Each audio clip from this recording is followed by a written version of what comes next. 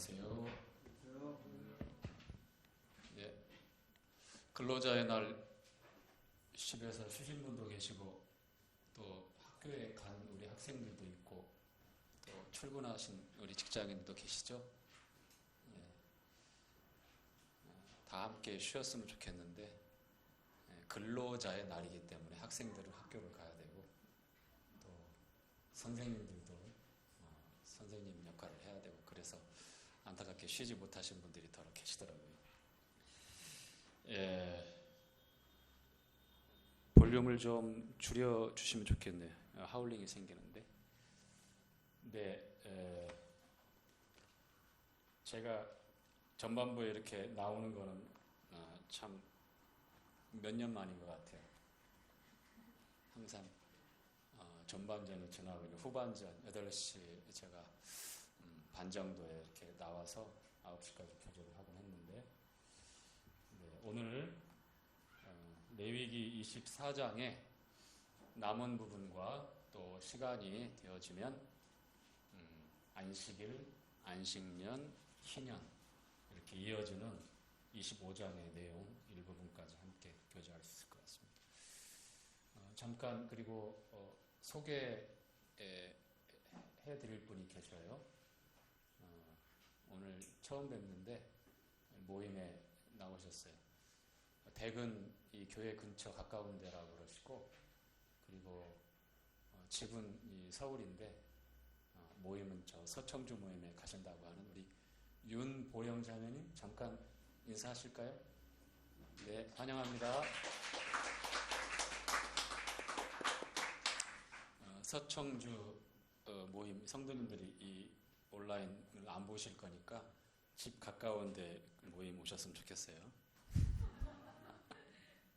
자, 그리고 지난주에 몸이 상당히 불편하셔서 못 오셨는데 다행히 좀 회복이 되셔서 저 뒷자리에 오셨습니다. 우리 김영규 형제님. 예, 건강 회복 잘 하시기 바랍니다. 이석 증세까지 있으셔가지고 굉장히 힘드셨던 것 같아요. 그래서 다행히 회복이 좀 되어서 반갑게 배웠습니다. 네, 오늘 레위기 24장 아마 10절부터 이제 교제할 그 순서가 되었는데 자 2주 전이네요. 그렇죠? 내용이. 자, 첫 번째 등잔 때에 관한 교제였고 두 번째는 진설병에 관한 교제였죠. 사실 23장과 25장 내용에 24장에 성막의 기구가 별안간 이렇게 등장해서 당혹스럽잖아요. 연결이 안 되잖아요. 그렇죠? 그런데 다 이유가 있을 것이고 또 그 이유는 우리 이스라엘 백성들로 하여금 하나님 중심의 그리고 구별하고 지켜야 될 부분에서 한 번 더 상기하고 있는 내용인 것 같은데요. 출애굽에서 하나님께서 이스라엘 백성과 함께 하시기를 원하시지만 그러나 이스라엘 백성들은 여전히 목이 곧은 백성이고 쉽게 이 죄의 유혹에 노출되어서 하나님의 노를 격발시킬 수 있는 그런 죄인들 무리이기 때문에 아무리 할례 언약을 통해서 언약 백성으로 구별을 해서 하나님이 아브라함 후손들 따로 그렇게 선별하셨다고 하지만 우리가 내내 그 내용들을 봐서 알지만 400년 동안 애굽에서 종살이 하면서 또 오늘 이어지는 본문에도 있지만 얼마만큼 뿌리 깊게 이 세련된 애굽의 문화가 이스라엘 백성들 가운데 그렇게 잔재로 남아 있었으며 그들의 가치관까지 많이 이렇게 장악하고 있었는지. 그래서 하나님은 따로 구별된 한 장소를 예비하시고 그 장소를 통해서 이스라엘과 함께 하시기를 원하셨죠. 그것이 터버너클, 성막이죠. 그리고 그 성막 안에 성소와 지성소로 나누어지는데 지성소에 들어있는 법궤, 약속의 그 언약의 두 돌판, 하나님의 이제 십계명이죠. 그 돌판을 그게 최고로 이제 어떤 그 성막의 중심이 되어지고 또 이스라엘 백성들이 하나님을 모세를 통해서 그리고 그 후에 아론과 아들들 이 제사장 가문들을 통해서 제사장들을 통해서 이제 교제할 수 있는 그러한 곳이 이제 성막입니다. 성막. 근데 그 성막 안에 뭐 이제 출애굽기 25장에 쭉 이제 그 기구를 만드는 내용들이 나오는데 31절부터 이제 촛대를 어떻게 만들어라 이 등잔대를 어떻게 만들어라 그 다음에 뭐 여러 가지 이제 그 성막에서 사용하는 기구들을 제작하는 규격과 규모와 어떻게 그 디자인하라고 다 식양대로 하나님께서 보여준 식양대로 그렇게 만들라고 말씀을 하셨는데 촛대를 만들 때는 몇 규빗 이러한 상세한 치수가 있었다고요? 없었다고요? 없었죠? 왜 그랬습니까? 촛대는 무엇을 상징하기 때문에 벌써 14일밖에 안 됐는데 벌써 이렇게 일찍 까먹다니. 자, 계시록 1장에 보니까 7 금촛대 사이에 거니시는 우리 주님이 나오십니다. 촛대는 뭐라고 말씀했습니까? 7 교회라고 그랬죠. 에베소, 서머나, 버가모, 두아디라, 사대, 빌라델피아, 라오디게아 7 교회를 나타내고 있는 그런 7 금촛대라고 말씀하셨습니다. 여기서 지금 말씀하고 있는 등잔대 이 촛대를 말씀할 때에 받침과 원 줄기는 하나지만 가지가 7가지로 나가요. 중앙에 센터에 중심 가지가 있고 좌우로 3가지씩 이렇게 3가지씩 있어요. 살구꽃 받침대로 3개 이렇게 있고 거기에 아주 순전한 기름 100% 뭐 첨가물이나 혼합물이나 어떤 그 더 잘 타기 위해서 어떤 화학물을 더 첨가하는 것이 아니라 오리지널 순결한 퓨어 올리브 오일입니다.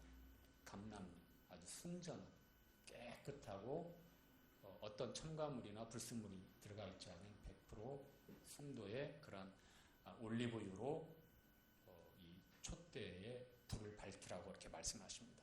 사실 성막 안에서는 촛대에 불이 밝혀지지 않으면 제사장들이 거기서 섬길 때에 그 예배 제사 행위를 할 때에 얼마나 불편하겠어요. 그렇죠? 아마 넘어질 수도 있고 그 다음에 그냥 어디 부딪혀가지고 아주 어려운 일들이 발생할 수 있을 텐데 다행히 촛대를 두어서 밝히고 저녁과 아침으로 정돈해서 항상 불을 밝힐 수 있도록 그리고 불이 타오르게끔 아론으로 하여금 그렇게 모세를 통해서 명령을 하죠. 자, 촛대는 1달란트 금으로 만들어요. 금은 항상 성경에서 금은 이 신성을 나타냅니다. 하나님의 신성, 거룩함. 금이 그런 거예요. 은은 뭘 것 같아요? 은 기구도 나오죠. 속절을 나타냅니다. 대속, 구속을 나타내. 값을 지불한다 했을 때 은이라고 하는 금속의 특징 이렇게 나오고 이제 황금 주님께서 동방박사들에게 황금, 유향, 모략 이 3가지 예물을 받았잖아요.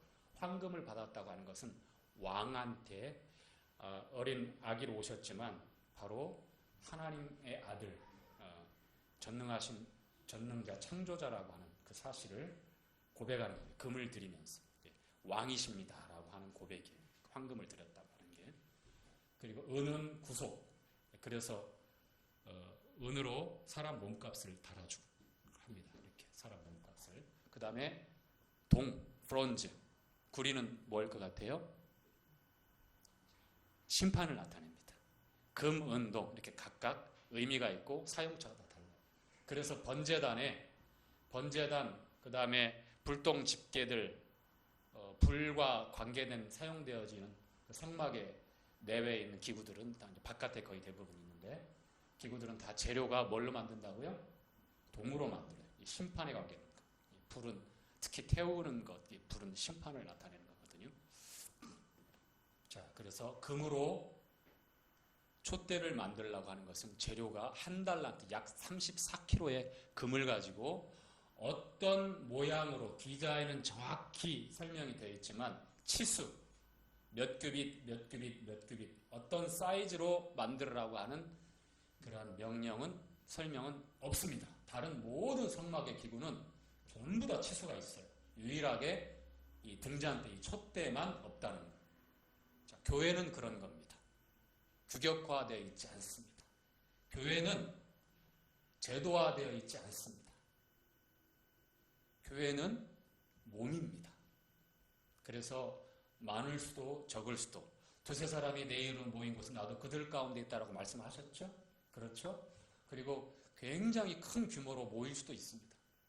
다만 우리가 성경적인 주의 만찬 여식을 중심으로 해서 예배드릴 때 함께 온 회중들, 성도들이, 거듭난 성도들이 함께 예배드릴 때 참여하고 또 주목하고 바라보고 우리 주님 생각할 수 있는 가장 적절한 인원수는 어느 정도 있겠죠. 너무 적어도 너무 많아도 문제지만 그 이하로 막 많이 많아진다고 하면 일반 대형교처럼 수천 명이 모이고 그런다면 그런 예배를 드릴 수가 없어요. 그렇죠? 그래서 이런 점들을 우리가 생각을 해봐야 되고 그래서 지역교회마다 분별을 해야 합니다. 그 크기 34kg의 한 달란트를 두드려서 그것은 브론징하거나 떼어 오려 붙이거나 한 게 아니라 한 달란트 금덩이를 그냥 두들기고 늘리고 해서 그냥 그대로 모양을 잡아가는 거예요. 이 장인들이 부사살과 올레압이 이렇게 잡아가는 겁니다. 그래서 얇게 해서 만들면 굉장히 부피가 좀 크게 이렇게 만들 수 있어요. 대신에 좀 더 작게 만들면 좀 두껍게 해서 모양을 축소한다 하면 좀 두껍게 해서 이렇게 만들 수 있습니다. 무게는 근데 달라지지 않아요. 34kg의 한 달란트. 그것으로 크게도 작게도 할 수 있는데 어떤 양식, 어떤 크기 규격이 정답이다라고는 말씀이 없다. 그것은 그만한 이유가 있다. 교회가 그렇기 때문이다. 제도화되지 않고 또 어떤 조직화되지 않고 유기적으로 주님의 몸이기 때문에 머리 대신 그리스도와 함께 연합되어 있는 몸이기 때문에 그렇게 말씀하고 있는 것입니다. 그리고 저녁과 아침으로 항상 정리해서 불을 밝히라고 했을 때 요한복음 8장의 명절의 마지막에 주님께서 말씀하시죠. 그 명절은 초막절에 그 요한복음 8장에 주님께서 그 유대사회에서 지켰던 명절 중에 7절기 중에 제일 마지막 절기가 초막절이었잖아요. 수장절, 장막절이라고도 하는데 그런데 그 마지막에 나는 세상에 8장 12절에 보니까 나는 세상에 뭐라고 말씀하셨죠? 빛이라고 말씀했습니다. 나를 따르는 자는 어둠에 다니지 않는다고 말씀했습니다. 그뿐만 아니라 교회를 향하여 촛대가 지금 불을 밝히고 있잖아요. 그렇죠? 그 안에 불을 밝힐 수 있는 근거는 기름이 있기 때문입니다. 순수한 100% 올리브유가 있기 때문입니다. 이것은 성령을 나타낸다고 말씀을 드렸고 이것은 하나님이 성령을 통하여 임재하고 있는 것. 교회 안에 함께하고 계신 임재하고 있는 그러한 내용이라고 말씀을 드렸죠. 자, 촛대가 항상 불을 밝히는 것처럼 마태복음 5장에 너희는 우리를 향해서 예수님께서 뭐라고 말씀하셨어요? 너희는 세상의 빛이라고 말씀하셨어요. 예수님께서 나는 세상의 빛이라고 말씀하셨고 예수님을 믿는 그리스도인 저와 여러분을 향해서 세상의 빛이라고 말씀하셨습니다. 빛은 밝히는 거예요. 어둠을 쫓을 수 있는 유일한 것은 도끼나 칼이나 그 어떤 물리적인 힘이 아니라 유일하게 빛밖에 없어요. 이 세상에 내려앉은 죄악 세상에 내려앉은 이 어둠을 내 안에 스멀스멀 찾아오는 이 어둠을 물리칠 수 있는 것은 빛밖에는 없습니다. 예수님, 말씀, 또 교회의 그리고 저와 여러분의 사명이죠. 그렇죠? 자, 성도들의 두 가지 일평생의 가장 큰 사명이 있어요. 뭘까요? 청년들은 알아야 되잖아요. 제가 쇼츠 동영상 올리면서 친절하게 설명도 드렸잖아요. 첫째 사명, 예수님을, 빛 대신 예수님을 잘 알아야 되는 첫 번째 대사명이 있어요. 두 번째, 빛 대신 예수님을 밝혀서 전해야 되는 두 번째 사명은 예수님을 전해야 합니다. 이것이 저와 여러분이 교회에 이 땅에 주님께서 몸을 이루어 함께 하라고 하신 변하지 않는 두 가지 절대 사명입니다. 우리 일평생에 우리가 추구하고 목표로 삼고 우리가 구체적으로 우리 삶을 하나님께 드려서 이와 같은 일들을 감당해야 되는 거예요. 자, 첫 번째 사명이 뭐라고요? 예수님을 잘 알아야 된다. 자, 두 번째 사명이 뭐라고요? 예수님을 전해야 된다. 1년 뒤에 다시 제가 물어보겠습니다. 잊어버리면 안 됩니다. 자, 촛대가 히브리어로 이 등잔대가 뭐라고 그랬죠? 자, 매로 시작합니다. 매. 석자, 세자. 메두사? 메노라. 예, 히브리어로 메노라. 이게 사실 이스라엘의 상징이에요. 다윗의 별의 상징이 아니라. 이 촛대가. 정말 중요한 겁니다. 저에게는 교회니까. 교회, 주님의 전부 아닙니까, 교회? 그렇죠? 창세전에 애정하셨고 주님이 그렇게 희생하시고 사랑하셨던 내가 이 반석에 내 교회를 세우리니 내 교회를 세우리니 마태복음 16절. 자, 성막을 들어가면 이제 방향이 동쪽에서 출입구가 동쪽에 있어요. 들어가면 왼쪽, 그러니까 남쪽에 성막 안에 촛대가 놓여져 있습니다. 그리고 이제 맞은편에 이 북편 맞은편에 뭐가 있다고요? 떡상이 있죠. 거기에는 어떤 떡이 있습니까? 진설병이라고 하는 떡이 있죠. 그렇죠? 거기에는 어떤 모양으로 이 떡이 디스플레이 되어 있죠? 두 줄로 6개씩 두 줄로 해서 총 그러면 몇 개입니까? 12개죠? 그렇죠? 왜 12일까요? 이스라엘이 12지파. 자, 12지파 한번 또 암송해야 되죠? 자, 패스하겠습니다. 제가 너무 이렇게 하면 여러분들이 정신적인 스트레스가 많을 것 같아가지고 오늘은 패스합니다. 여러분 다 알고 계셔야 돼요. 시기적절할 때 틈만 나면 저는 반복학습해서 외우게 만듭니다. 그렇게 하는 것이 성경적인 기본 상식에 굉장히 도움이 됩니다. 7절기 여러분 잘 외우고 계시죠? 그렇죠? 유무초, 나속초. 네. 자, 그것도 패스할게요. 지금 벌써부터 심장이 뛰고 있는 성도님들이 몇 분 계셔가지고 혹시 나 시키면 어떠지 하고 지금 여기 세원형대로 지금 여기서도 보여요. 지금 쿵쿵 뛰는 게 왼쪽 지금 티셔츠가 막 물리고 있어요. 자, 이것도 패스하겠습니다. 여러분 다 외우고 계시니까요. 자, 떡이 12개라고 하는 것은 바로 이스라엘 지파 12지파다. 즉 12라고 하는 것은 12라고 하는 것은 하나님의 것이다. 12지파, 12사도, 새 예루살렘 성의 12기초석, 12진주문, 이 12가 계속 반복되죠. 이것은 역시 교회, 최종적으로 교회를 나타내는 거예요. 사도들과 선지자들의 터 위에 교회가 세워졌다고 말씀하잖아요. 12사도, 12기초석, 새 예루살렘 성, 요한계시록 21장, 20장에 새 예루살렘 성에 내려올 때 어린 양의 아내, 어린 양의 신부를 성령께서 요한을 데리고 가면서 보여준다고 하셨을 때 그 새 예루살렘 성을 보여줬거든요. 1만 2천 스타디움, 장광고가 같은 어마어마하게 커요. 약 2200km입니다. 한 축이. 그런데 그 거대한 각종 12보석으로 금으로 만들어진 그 성이 내려오는데 그 모양을 가리켜서 그 성을 가리켜서 어린 양이 뭐라고요? 신부, 어린 양의 아내라고 그랬어요. 어린 양의 신부, 어린 양의 아내가 뭐죠? 교회잖아요. 교회. 신부잖아요. 이 교회. 에베소 5장에도 말씀하고 있고 교회. 그래서 이 12라고 하나님의 소유, 하나님의 것. 주님의 몸이에요.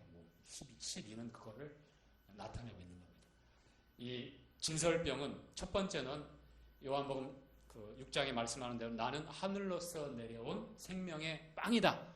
생명의 떡이다, 생명의 양식이다 했던 것처럼 우리 주님을 나타내요. 그리고 12개의 떡, 거기는 다 납작한 무교병이에요. 누룩이 들어가지 않습니다. 그렇죠? 그것은 이스라엘 12지파를 그 당시 진설병은 나타나지만 그 안에 감춰진 것, 신약의 주님을 통해서 바라볼 때는 그것이 바로 교회다. 교회. 주님의 것이다 라는 것이고, 그리고 맨 위에 양쪽으로 뭐를 왔죠? 위에 유향, 보스웰리아라고 하는 나무의 수액이에요. 즉 껍질을 인위적으로 찢어서 거기서 상처가 난 곳에서 나무의 수액이 맺혀지고 음결되고 딱딱하게 굳으면 뭐가 되냐면 유향이 되어요. 주님 앞에 향을 태워서 분향할 때 향기롭게 주님께서 분향할 때에 성도들의 기도라고 이제 향연을 이렇게 성경에서 말씀을 하고 있습니다만, 그 유향이 바로 그러한 과정을 통해서 나와요. 떡을 만들 때까지 곡식이 빠지고 갈아지고 고운 가루가 되어야만 합니다. 그리고 높은 온도에서 그렇게 다 데워지거나 삶아지거나 익혀져야 돼요. 보스웰리아 나무가 찢겨지고 상처난 데서 뭐가 나온다고요? 수액이. 우리가 쉽게 경험할 수 있는 이 소나무의 송진이 맺혀가지고 노랗게 이렇게 굳잖아요. 그렇죠? 그런 것처럼 보스웰리아라고 하는 나무에서 수액이 찢겨지고 상처난 곳에서 모아져서 이렇게 딱딱하게 굳은 게 바로 유향이에요. 유향. 우리 주님이 어떠한 희생과 고난을 통해서 우리를 구속하고 하나님 앞에 향기롭게 드려졌는가를 나타내는 그러한 희생 제물이잖아요. 그렇죠? 유향을 놨다고 하는 것. 모든 게 생명의 양식 대신 우리에게 양식 대신 주님을 나타내고, 또 뿐만 아니라 우리를 위해서 향기롭게 중보하시는 중보자 그리스도를 또 나타내고 있는 것이 바로 진설병에서 우리가 바라볼 수 있는 거였어요. 여기까지 우리가 교제했던 내용이죠. 복습했는데 벌써 30분이 지나갔어요. 저한테 이 아주 큰 약점이 있어요. 파노라마 반에서도요, 매주마다 교제하는데 복습하면 거의 절반 시간이 다 가요. 근데 복습을 안 할래 안 할 수가 없는 게, 지난주에 만약에 못 들었다고 하면 그 지체가 아쉬워서 복습을 합니다. 근데 이게 습관이 되었어요. 그래서 이제는 파노라마 반에서조차 제발 복습을 좀 줄여주거나 뛰어넘으시면 안 돼요. 뭐 이러한 볼멘 소리가 나가고 있습니다. 제가 이 습관, 버릇을 잘 못 고쳤습니다. 오늘도 복습을 했는데 거의 시간 다 끝냈는데, 자 보지요. 오늘 김영경 교수님이 지난주에 광고해 주신 대로 제가 간증과 말씀 다 하기로 했습니다. 30분만 하는 게 아니고요. 혹시 오늘 간증 준비하신 분 계실까요? 있다면 전 지금 계시면 저 지금 들어가려고요. 오늘 주차 한정대 준비했나요? 민재 형제, 세원 형제 오늘 준비했어요? 없는 것을 알고.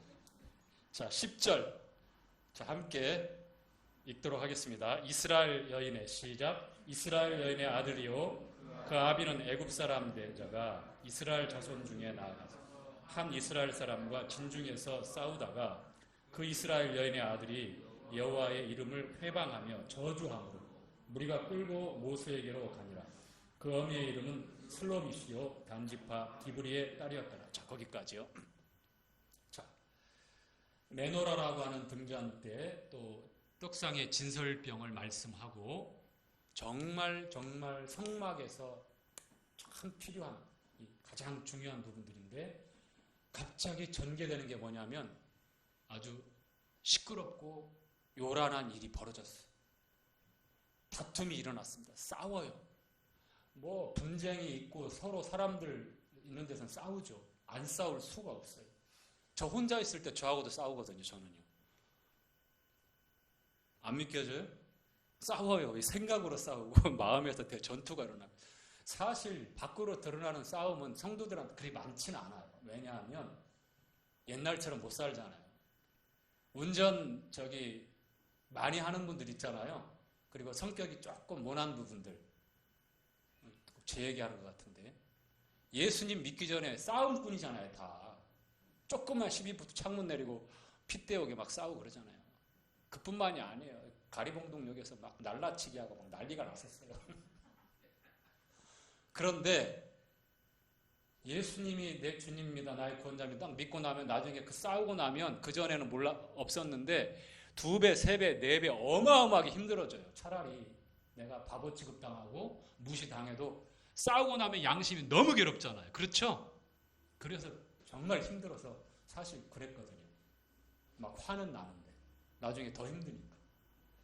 물론 이건 이제 그 과정인데 나중에는 이제 우리 전석 형제님처럼 그러더니 말든지 눈을 감고 내가 나갔다가를 한 대 맞지, 참아야지.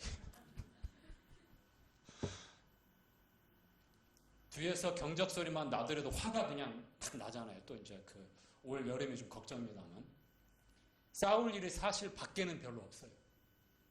진짜 싸우는 것은 우리 마음이 전쟁터인 것 같아요. 그렇죠? 생각하는 것. 이게 육신의 소욕과 성령의 소욕이 갈라디아서 5장의 말씀에 나와 있는 대로 어떻게 서로 주인 노릇하려고. 그래서 우리가 육신에게 굴복해서 순종하면 죄의 종이 되어지고 우리가 복음 시간에 들었던 것처럼 그리고 지난주 수요일날 용문이 형제 그 정말 잘 준비한 아주 임팩트 있게 준비한 그 내용처럼 사단의 이 기세가 더 세지는 죄를 먹고 더 강해지니까. 그런데 반대로 성령에게 순종하고 그 소리의 말씀 앞에 우리가 순종하면 어떻게 돼요? 점점 반대로 강해지죠. 비유를 해요. 갈라디아서 5장 말씀을 이렇게 앞선 성도님들이 이렇게 교제한 걸 제가 인상적으로 봤던 그 내용이 보니까 육신의 소욕을 늑대로 이렇게 표현하고 있고 성령의 소욕을 양으로 이렇게 표현했습니다. 사실 1대1 매치에서는 상대가 안 됩니다. 그만큼 우리가 타고난 본성과 본질적인 이 구조가 그렇다는 거예요. 우리가. 그런데 먹이라고 하는 게 있어요. 먹이. 고기, 피를 끊임없이 먹으려고 하는 이 늑대에게 육신의 음식, 육신이를 상징하는 거예요. 제공하지 않으면 우리가 보고 듣고 생각하는 것을 통해서 이 먹이는 끊임없이 공급해 주는 거거든요. 근데 그것을 우리가 절제하고 관리하지 못하면 늑대는 더욱 포악해진다고 합니다. 더욱 사나워진다고 합니다. 백전백패죠. 그런데 반대로 늑대에게 먹이 공급을 줄이고 아예 차단시켜버리고 이 양에게 푸른 초장, 쉴만한 물가. 우리 주님의 말씀으로 계속 먹이고 살찌우면 이제 꼼짝 못한다는 거예요. 몇 번 으르렁거리지만 꼼짝달싹 못하는 거예요. 아예 양이 그냥 한번 퉁 받으면 그냥 힘없이 꼬꾸라질 수 있는. 그런데 정말 중요한 것은 알아야 될 건 뭐냐면 아무리 사나운 늑대라 할지라도 이 줄이 묶여 있다고 하는 사실, 이것이 우리에게 갖고 있는 정말 마지막 소망입니다. 주님이 그렇게 우리를 못 박았어요. 십자가에서. 자,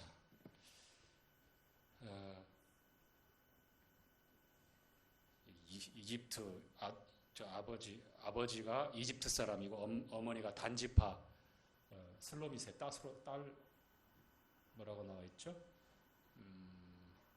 디브리의 딸, 단지파 디브리의 딸 슬로밋이라고 나와 있는데, 자, 갑자기 싸움 얘기하다가 갈라디아서 5장으로 갔습니다만, 굉장히 심각한 상황이 벌어졌는데 이스라엘 백성들도 이제 깜짝 놀랍니다. 왜냐하면 십계명이 주어졌을 때와 주어지기 전하고는 달라요. 왜냐하면 이스라엘 백성들은 출애굽기 20장에 너무나 분명하게 호렙산에서 자신들을 10가지 애굽의 재앙을 통해서 홍해를 가르고 너무너무 놀라운 기적들의 연속, 그 하나님의 놀라운 기적을 통해서 종에서 자유롭게 이 탈출시킨 엑소더스 시킨 분이 바로 전능하신 하나님이구나라는 것을 알아요. 뿐만 아니라 호렙산에서 빽빽한 구름이 다 정상을 덮고 하나님의 음성이 들려졌을 때에 두려워가지고 도저히 더 이상은 못 듣겠습니다. 모세 당신이 대신 얘기해 주십시오. 우리는 이 자리에 있는 것조차 견딜 수 없을 정도로 두렵습니다라고 하나님의 임재와 존재에 대해서 생생하게 경험했어요. 그래서 하나님이 어떤 분이라는 것, 야훼 스스로 있는 전능자가 어떤 분이라는 것을 그들이 정말 두렵게 알고 있습니다. 그런데 시간이 어느 정도 지나서 다툼 중에 혼혈아인 한 남자가 상대방과 격렬하게 다투다가 분에 이기지 못해서 어떠한 말을 해요? 하나님을 회방하는, 하나님을 저주하는 이 막말을 합니다. 그러니까 그 싸움을 재미나게 지켜보고 있다가 갑자기 이제 사람들이 심각해진 거예요. 싸움 구경만큼 재미난 거 없다는 거 아시죠?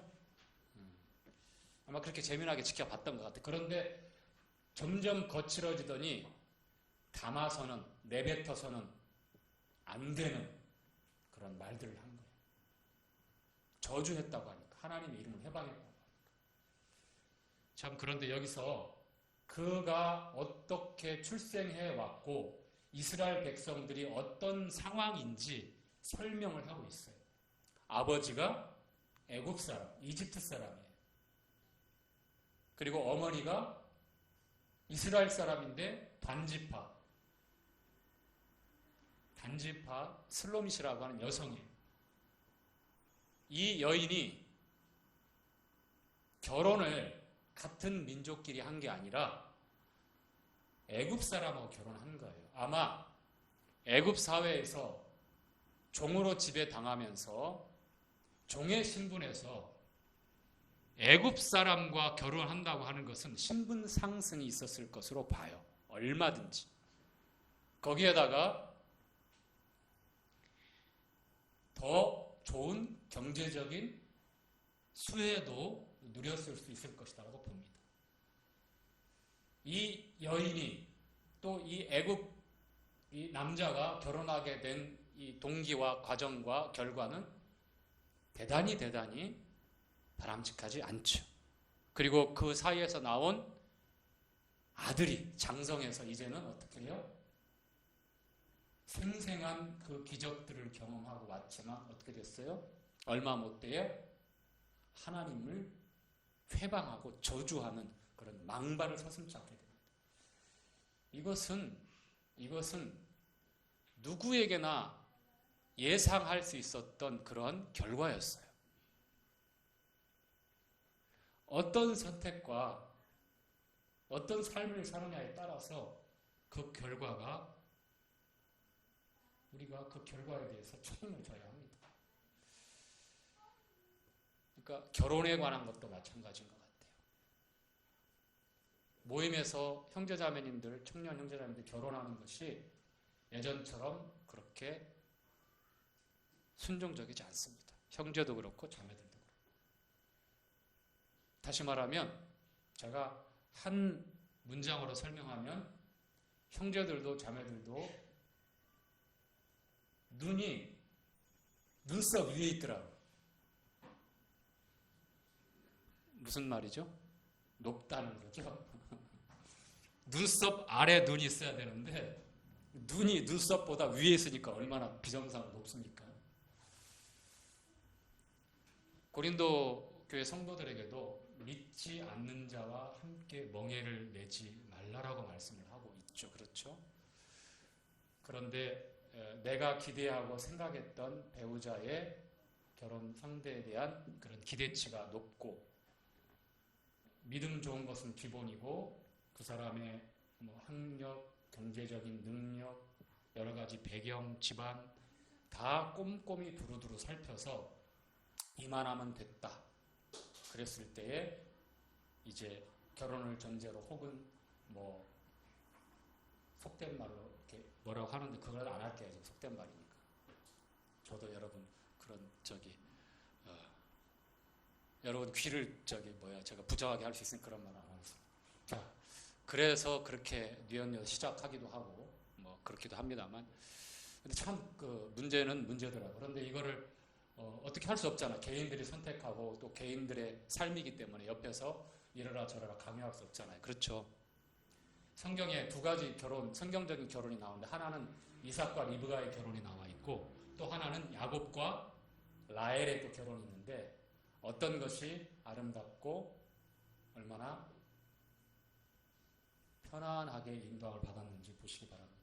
물론 두 가지 다 하나님이 인도하신 거지만 뜻하지 않는 치정 싸움까지, 그러니까 내가 끌려서 연애하고 좋아하고 그런 감정을 가지고 시작하려고 덤비면 야곱처럼 평생 고생할 거예요. 믿음 아래 결혼할지 모르겠지만, 그러나 이삭과 리브가의 결혼 참 바람직하다. 뭐 이렇게 100%는 아니지만 이것이 성경에서 우리에게 보여주고 있는 아주 합당하고 훌륭한 모습인 것 같은데요. 여하튼 이 단지파의 이 여인이 그 현지인과 결혼했던 이유는 여러 가지 이유가 있겠죠. 그뿐만 아니라 수백 년이 지나서 사사기에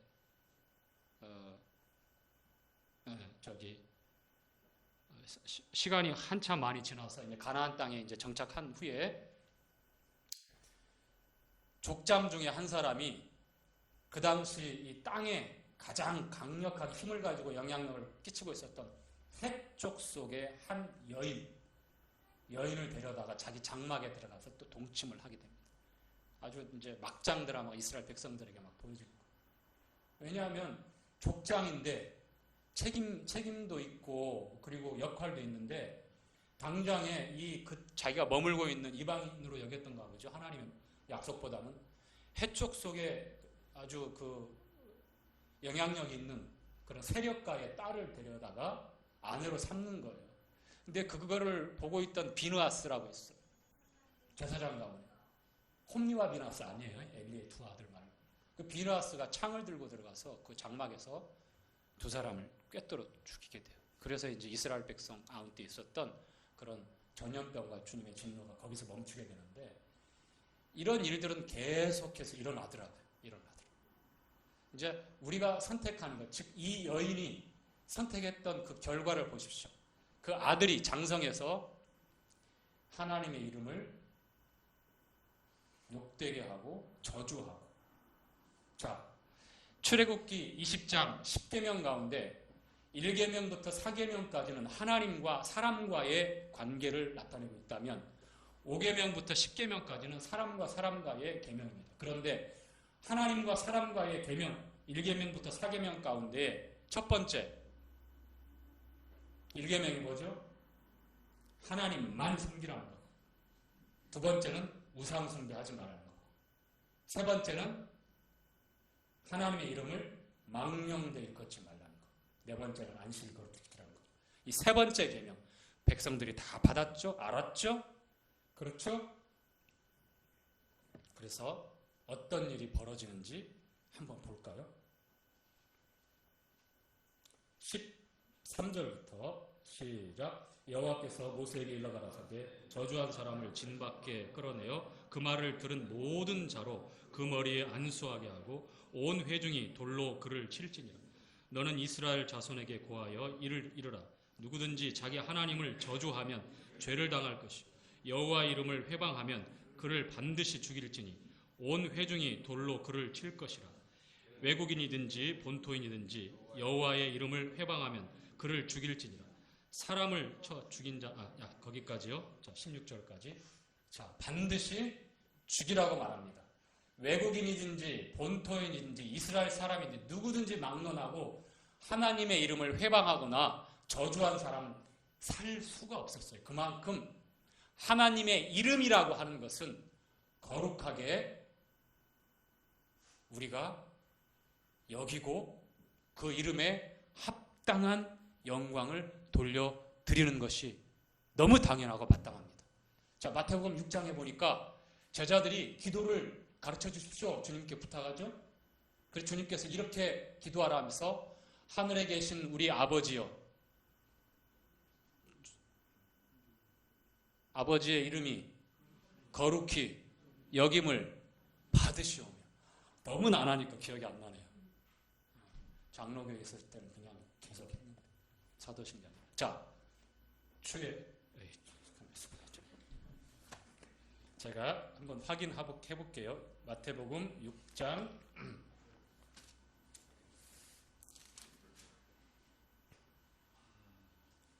10절이네요. 9절부터 하늘에 계신 우리 아버지여 이름이 거룩히 여김을 받으시오.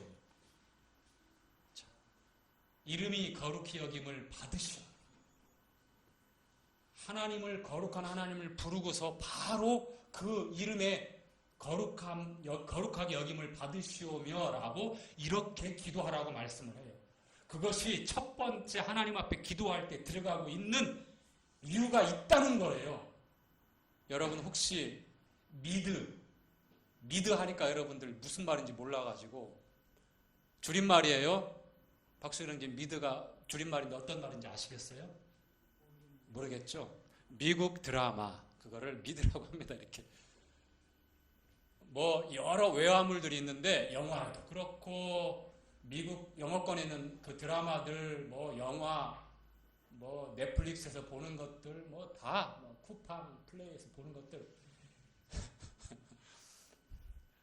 자 거기에서 당황스럽거나 기분 나쁘거나 화나거나 그 다음에 상대방한테 언짢게 표현할 때 어떤 말을 해요? 오마이갓? 그거는 놀랬을 때는 말이고 뭐라고 그래요? Jesus Christ. 용서하십시오. 이런 빌어먹을 놈들이 이런 빌어먹을 놈들이 주님의 이름을 이렇게 함부로 사용한다니까요. 지금 세대가 그래요. 세대가. 은혜의 때가 아니라면 정말 다 어느 날 벼락 맞아 죽을 빌어먹을 놈들이 많아요. 지금 세상에. 언젠가 우리 성도들 중에도 갑자기 그 말을 쓰더라고요. 그래서 내가 점잖하게 타일러줬어요. 그랬더니 다시는 사용 안 하더라고요. 모르고 그런 걸 보고 듣다 보니까 나도 모르게 사용하게 되는 거예요. 우리 젊은 세대들 그 세상 풍조 따라가면 망합니다. 예수 그리스도 이 이름, 보배로운 이름, 영광스러운 이름 함부로 농담 삼아서 혹은 미드에 나오는 것처럼 기분 나쁘고 욕처럼 당황스러울 때 놀래서 Jesus Christ 이렇게 해대는 이 대먹지 못한 놈들, 이 헐리우드 약쟁이들 절대 그런 것들은 우리 생각에 마음에 들어와서는 안 되고 우리 안에 우리 입에 절대 들어와서는 안 됩니다. 정말 조심해야 돼요. 이름이라고 하는 것이 여러분 그렇게 순순히 우리 명찰에 세 글자 김아무개, 박아무개, 전아무개 이렇게 있는 걸로 끝나는 게 아니에요. 너는 네 아버지 이름에다 묘칠했어. 네 아버지 얼굴에다 먼칠했어. 했던 것처럼 그 이름은 인격이에요. 그 사람 전부란 말이에요. 그래서 하늘에 계신 우리 아버지 이름이 거룩히 여김을 받으시오매라고 했을 때는 하나님의 영화롭고 아버지의 거룩하고 아버지의 위대하고 아름다운 그 신성함과 거룩함 그 영광을 받으시라고 하는 그러한 찬양이에요. 찬양. 그런데 그 이름을 함부로 내뱉고 욕하는 데 쓰고 심지어는 분이 극도로 올라와서 저주하고 그러면 이러한 일들이 일어나는 이것은 하나님께서 우리에게 해주시는 경고이고요. 이름이라고 하는 것에 여러분 가지고 있는 그 이름 세 글자지만 아무개 어디 학교나 아니면 어디 사는 아무개 뭐 동명이인이 많으니까 구체적으로 해서 아무개 이름만 얼굴도 안 나오고 아무것도 안 나왔어. 이름만 딱 해서 매스컴에 대문짝만하게 나와서 이 사람이 아주 부끄럽고 유치하고 정말 인면수심이 아주 그냥 사람 같지 않은 죄를 지었습니다라고 해서 딱 이름이 나와서 공개된다고 해보십시오. 여러분 고개 들고 다닐 수 있을 것 같아요? 이름만 나와면 돼. 그것이 바로 여러분이기 때문에 여러분의 인격이고 여러분 전부기 때문에 그렇습니다. 그래서 이름을 함부로 그렇게 해서도 안 되고요. 그리고 하나님의 이름에 대해서는 우리가 잘 알아야 되고 풀네임 주 예수 그리스도 아도나이 주님 아들을 낳으니 그 이름을 예수라 하라. 마태복음 1장 예수 그리스도 우리 배웠죠? 헬라어로 그리스도 구원자라는 말이죠. 히브리어로는 메시아 주 예수 그리스도 아버지와 아들과 성령 여호와라고 하는 이름은 전부 다 구약의 아도나이에서 주로 다 바뀌었어요. 주. 너무 거룩하니까 입에 담을 수가 없어. 서기관들이 아도나이로 다 바꿨어. 딱 성경에 3번, 4번만 나와. 시편, 이사야, 출애굽기. 조바에서 얼마나 두렵고 얼마나 조심해야 될 그 이름인지 하나님의 이름 스스로 있는지 예수 이것은 우리에게 너무나 친근하게 사람의 아들 누구나 부를 수 있고 누구나 가까이 갈 수 있고 누구에게나 열어놓은 은혜와 진리가 충만한 독생자의 영광. 그러나 비묘자 모사 전능하신 하나님 영존하신 아버지 평강의 왕으로 일컬어지는 하나님의 아들의 이름 예수와 여호수아 호세아 구원자라는 말이죠. 그리스도 성령은 이름이 없어요. 성령은 항상 어노인트 기름 부음과 관계 있어요. 왕, 선지자, 제사장 세울 때 기름 부은다고 그랬죠. 이 기름 부음 그리스도가 그 말이고 메시아가 그런 말이에요. 기름 부음 받은 자. 그래서 주 예수 그리스도라고 하는 이 우리에게 있는 이 풀네임 이 이름이 능력이 있고 이 이름이 영광스럽고 이 보배로운 이름이 우리로 하여금 하나님 앞에 나아갈 수 있는 근거가 되어지는 거예요. 그래서 성경에는 주의 이름을 믿는 자들은 부끄러움을 당하지 않는다라고 말씀을 한 거예요. 그 이름 안에 하나님의 아들 예수 그리스도의 모든 것이 함축되어 있잖아요. 그 신성과 인성과 신성과 주님의 신격이 있어요. 그 능력이 있어요. 우리가 시그네처, 사인 할 때 어떻게 해요? 저는 사인 받을 때 항상 이게 물건을 건네주거나 뭐를 했을 때 사인을 받을 때가 있거든요. 인수증에다가 항상 정자로 써달라고 합니다. 정자로. 뭐 썼는데 막 뭐 지렁이 글씨도 아니고 이거 뭐 아랍어도 아니고 알아볼 수가 없어요. 그래서 나중에 책임 소재 때문에라도 분명히 확실하게 이름을 알아야 되고 정자로 해서 김 누구 딱딱딱 받아요. 그 이름을 받아요. 그 이름이 전부 아닙니까? 우리가 도장을 꼭 찍는 것도 보증을 쓸 때 대출을 받을 때 누군가가 약속을 체결할 때 내 이름이에요. 내 이름. 내 전부잖아. 그래서 이 이름을 하나님의 이 거룩한 이름은 망령되이 일컫지 말라고 하신 대로 우리가 높이고 그 이름 안에 있는 하나님의 영광과 그 거룩함을 우리가 찬양하고 그 이름에 합당한 영광, 그 이름이 거룩히 여김을 받으시오며라고 주님께서 첫 번째 우리에게 기도를 가르쳐주고 있는 그 내용을 곰곰이 담고 그 이름 앞에 그 이름으로 그 이름 안에서 우리가 살아가기를 바랍니다. 자, 계속해서 읽도록 하겠습니다. 17절 이것은 동해보복법이라고 하는 것인데요. 이에는 이 눈에는 눈, 이에는 이, 신명기에도 나옵니다만 이 내용이 보면 너무 우리가 이제 받아들인 두 가지 이유가 나오는데, 자, 각각 상이한 이제 반응이 나오는데요. 자, 읽을까요? 17절부터 시작. 사람을 쳐 죽인 자는 반드시 죽일 것이요, 짐승을 쳐 죽인 자 짐승으로 짐승을 갚을 것이요, 사람이 만일 그 이웃을 상하였으면 그 행한 대로 그에게 행할 것이니 파상은 파상으로, 눈은 눈으로, 이는 이로 갚을지니라. 남에게 손상을 입힌 대로 그에게 그렇게 할지어다. 짐승을 죽인 자는 그것을 물어줄 것이요, 사람을 죽인 자는 죽일지니 외국인에게든지 본토에게든지 그 법을 동일히 할 것은 나는 너희 하나님 여호와이라. 모세가 이스라엘 자손에게 고하니 그들이 저주한 자를 진 밖에 끌어내어 돌로 쳤더라. 이스라엘 자손이 여호와께 모세에게 명하신 대로 행하였더라. 자, 동종 상해 보복법이라고 하는데요. 자, 누가 여러분을 막 잘못하면 안 되겠다. 만약에 싸우다가 쾅 맞아가지고 이가 나갔어요. 어떻게 해야 돼요? 경찰서 가야 되겠죠? 합의 봐야 돼요? 안 봐야 돼요? 합의 봐야 돼요? 자, 이가 하나 나갔어. 그러면 어떻게 해야 돼요?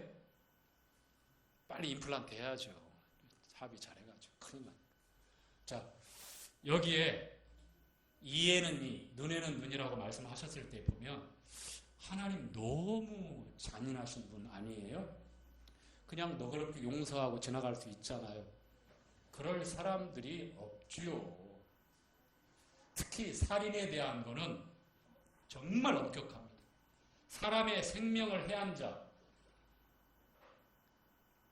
그러니까 실수해서 잘못해가지고, 예를 들어서 산에서 나무를 베다가 도끼질해서 나무를 베는데 도끼 날이 빠져가지고 옆에서 같이 일하는 사람 탁 맞아가지고 거기서 즉사를 해버렸어요.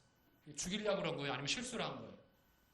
실수로 죽였잖아요. 그런데 죽은 사람 가족들은 이 사람이 이쁘겠어요? 원망스럽겠어요?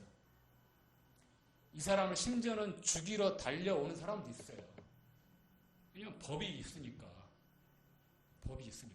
그래서 도피성, 요단강을 기준으로 해서 동쪽과 서쪽에 각각 3개씩 해서 6개의 도피성을 예비해서 이렇게 잘못해가지고 실수해서 계획적이지 않고 의도적이지 않고 자기가 그 불순한 동기도 없어요. 하다가 사고로 실수로 잘못해가지고 놀다가 아니면 놀이하다가 그런 사람이 죽을 때에 그 가족들은 원망스러우니까 처음에는 분을 삭히려고 하다가 나중에 이렇게 커지면 어떻게 하냐면 그 사람 죽이러 온단 말이에요. 그럴 수 있어요. 얼마든지. 실수로 죽였는지 어쩐지 잘 모를 수도 있으니까. 그래서 대제사장이 살아있을 동안만큼 도피성에서 머물러 있어야 돼요.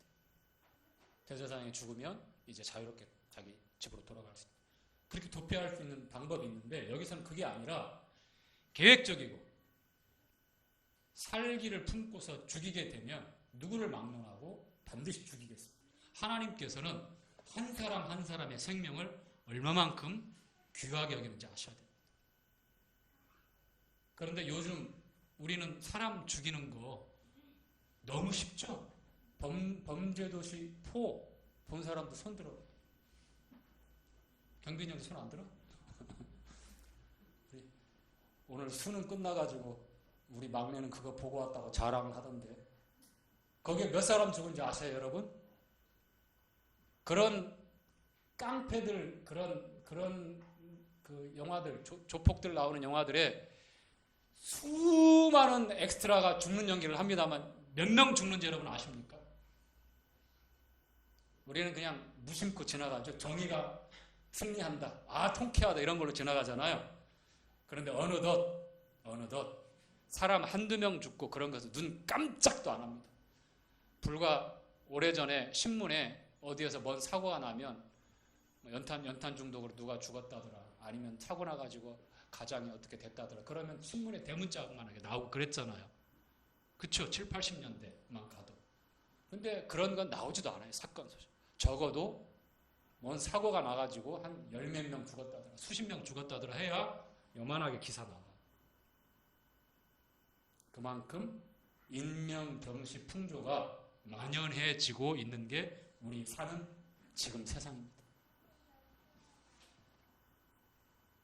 하나님께서 동해상해 보복법을 하신 이유가 한 가지, 똑같이 화가 난다고 더 많이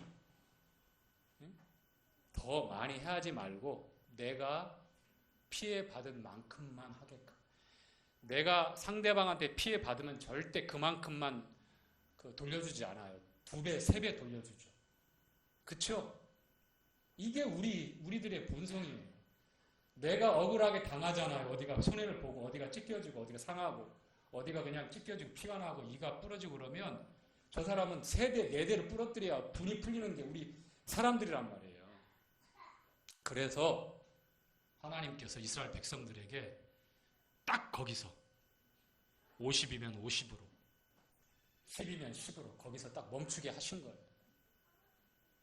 너무나 융통성 없이 그렇게 하시는 거 아니에요라고 하지만 그게 보호하는, 어차피 그런 일이 안 생기면 좋지만 이 죄인들 세상에서 필연적으로 일어나는 일들이잖아요. 그래서 서로 보호하기 위해서 이렇게 말씀을 하신 거고, 그런데 이것으로 끝나는 것이 아니라 이제 어떻게 돼요?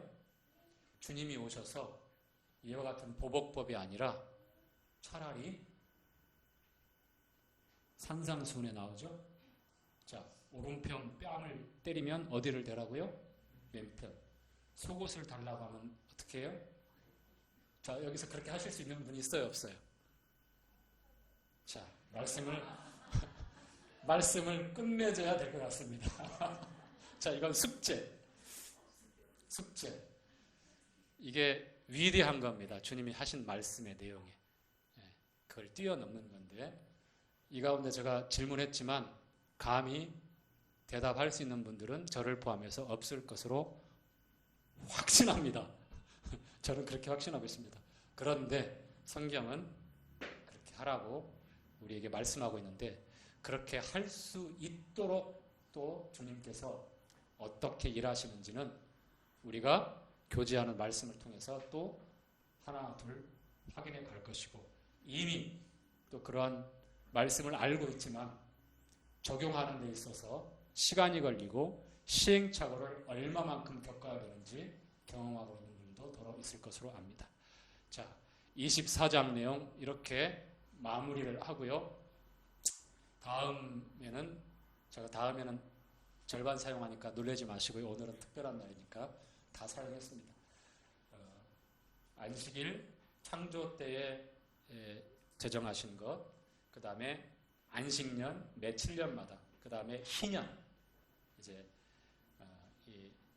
안식년이 7번 반복되고 50년째 되는 그 해를 희년이라고 하는데, 거기에 담겨진 주님이 어떻게 그 안식을 이루시고 우리에게 말씀하시고 어떤 자유와 해방을 주셨는지 그렇게 교제하도록